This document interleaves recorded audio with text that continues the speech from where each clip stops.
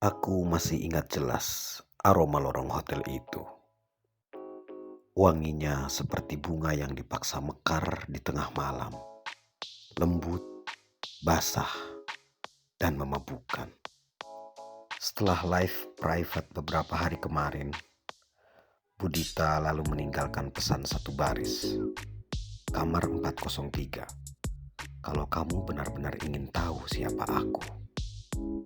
Dalam pesannya membuatku bingung. Sebenarnya ia menyuruhku datang atau tidak. Namun kuyakinkan untuk datang. Tanganku gemetar saat menekan kartu akses. Bukan karena takut, tapi karena aku tahu apapun yang ada di balik pintu itu akan mengubah segalanya. Kemudian pintu terbuka perlahan. Ruangannya gelap. Hanya ada satu sumber cahaya lampu meja kecil di pojok ruangan. Dan rupanya dia ada di sana. Dia duduk menatapku. Bukan di balik layar. Bukan juga dalam cahaya semu dari kamera. Tapi ini nyata. Berbentuk daging dan hembusan nafas. Budita mengenakan gamis warna abu-abu yang jatuh lembut di tubuhnya dan membentuk siluet yang sempurna. Hijabnya tetap terpasang, tapi kali ini sangat tipis, seperti tirai malam yang menunggu untuk disingkap. Tak ada senyum dan tak ada kata, hanya tatapan yang seakan menguliti seluruh diriku. Aku tak berani bergerak, tapi dia mendekat perlahan. Langkahnya pelan, namun setiap langkahnya membuat nafasku tercekat. Dan kemudian dia menyentuhku. Tidak langsung begitu saja, juga dia tidak buru-buru, tapi pelan, sangat pelan. Ujung jarinya menyentuh leher bajuku, lalu menarikku mendekat. Dia tidak menciumku. Dia hanya mendekat dan membiarkan nafasnya menari di kulitku. Suhu tubuhnya menyengat, tapi aku rasakan lembut. Dan ketika tubuhnya bersandar ke dadaku, bukan sekedar menyentuh, tapi menempel dan menyatu. Aku tahu, aku sudah terperangkap. Tangannya menggenggam tanganku, lalu mengarahkannya ke pinggangnya sendiri, menuntun tanpa kata.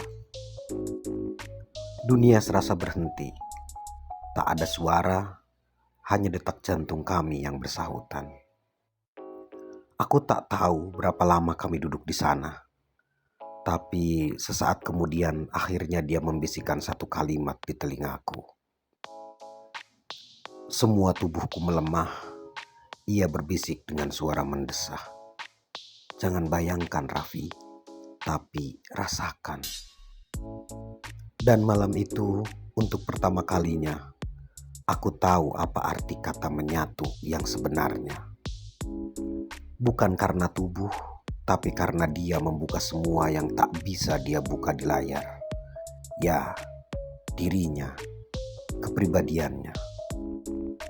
Budita bukanlah sekedar wanita. Dia adalah keinginan yang menjelma menjadi nyata. Pagi itu datang dengan sunyi yang mencekam. Ketika aku membuka mata, kamar itu terasa berbeda. Seperti aku masih terjebak dalam mimpi yang tak bisa kulepaskan. Aku mengangkat tubuhku yang berat, mengenakan bajuku yang kini terasa lebih sempit. Lebih berat, seolah ada sesuatu yang menempel di kulitku.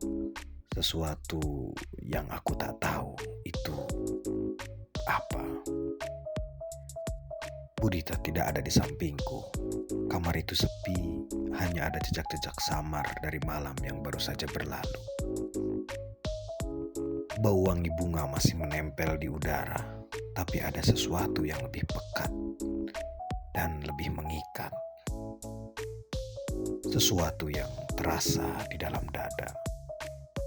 Aku menoleh ke samping. Rupanya di meja kecil ada secari kertas. Pesan darinya. "Jangan pergi dulu." Itu bunyinya. Aku memutar otak, berusaha mengingat semua yang terjadi semalam.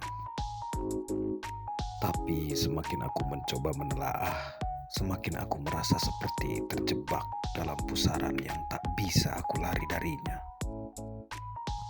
Aku bangkit dari tempat tidur, mendekati kamar mandi di sudut ruangan. Aku berjalan pelan,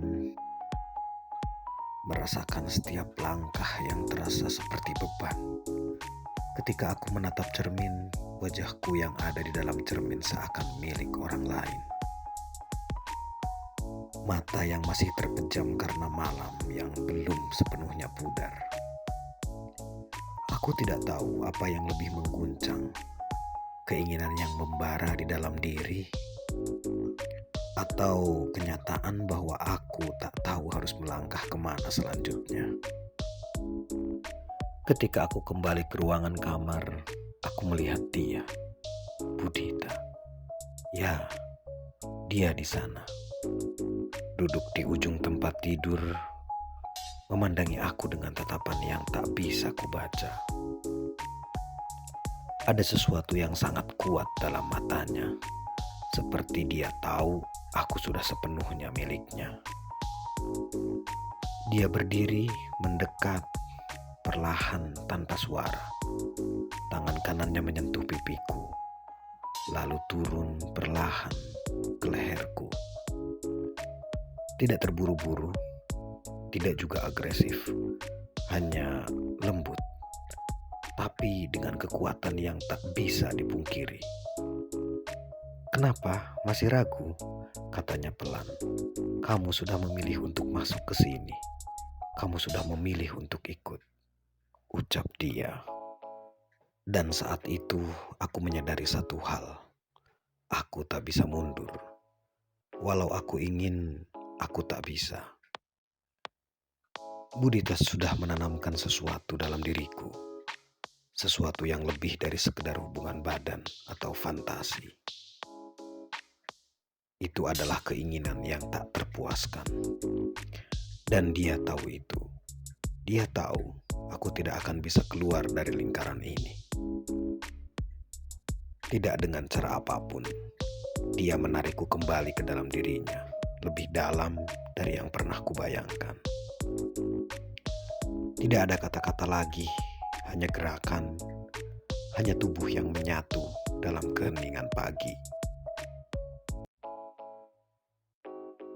Malam itu aku terbangun lebih awal, lebih cepat dari yang seharusnya. Tanganku menggenggam sprei yang masih hangat, seakan masih ada sedikit jejak dari kehangatan tubuh Budita yang baru saja berlalu. Aku terdiam sejenak, mataku kosong menatap siluet langit malam yang mulai memudar. Pikiranku berkelana. Setiap detik yang berlalu terasa seperti sesuatu yang tak bisa kuelakkan. Rasa itu semakin dalam, bahkan ketika aku tahu seharusnya aku pergi. Harusnya aku kembali ke hidupku yang jauh dari ini. Tapi aku tak bisa. Tidak setelah apa yang terjadi malam itu. Aku duduk di tepi tempat tidur, menatap ruang kosong di depanku. Semua yang ku tahu, semua yang ku percaya, seakan runtuh sekejap. Budita keluar dari pintu kamar mandi. Wajahnya tampak tenang, seolah dia tak pernah terganggu oleh semua yang baru saja terjadi. Ia mengenakan gaun tidur tipis. Kain itu hampir tak menutupi apapun selain secuil tubuhnya yang menawan. Di sana dia tampak seperti sesuatu yang harus kutakuti, tapi juga kurindukan. Dia duduk di sampingku, jaraknya begitu dekat. Aku bisa merasakan hembusan nafasnya yang lembut di kulitku. Di setiap detak jantungku yang semakin cepat dan semakin liar, aku ingin menarik diriku, ingin mundur dan melarikan diri. Tapi suaranya terus memanggilku. Kamu tahu apa yang aku inginkan kan? Bisik Budita. Suara itu membuat aku terdiam. Budita tidak menunggu jawabanku. Dia hanya mengangkat wajahku, memaksa mataku untuk menatapnya. Dan saat itu aku tahu dia sudah menguasai diriku. Kamu pikir bisa melarikan diri dari ini? Kamu sudah memulai, Raffi, dan aku tak akan membiarkanmu pergi begitu saja. Dia mulai membicarakan itu. Tubuhku terasa kaku. Aku ingin lari, tetapi aku tahu itu hanya ilusi. Sebab Budita bukan hanya membuat tubuhku meresponnya, tapi pikiranku, hatiku, dan bahkan jiwaku. Tangannya menyentuh pipiku, lembut, tapi ada kekuatan di balik sentuhan itu. Kekuatan yang menuntut kepatuhan. Ketika aku menatap matanya yang dalam, aku tahu aku telah jatuh dan tidak ada yang bisa menyelamatkanku.